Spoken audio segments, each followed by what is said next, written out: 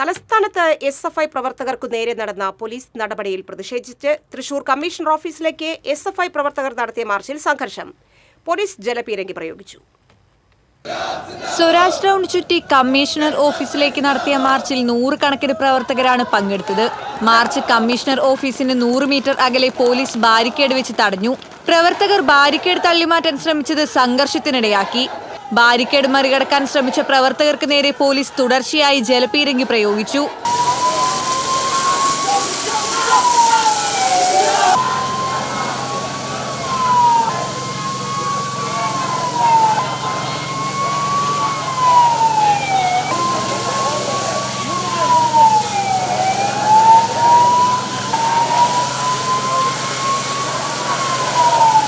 ബാരിക്കേഡിന് മുകളിൽ കയറിയും പ്രവർത്തകർ പ്രതിഷേധിച്ചു.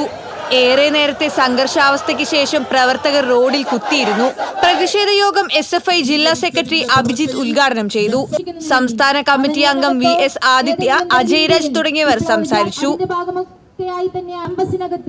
TCV news, Thrissur.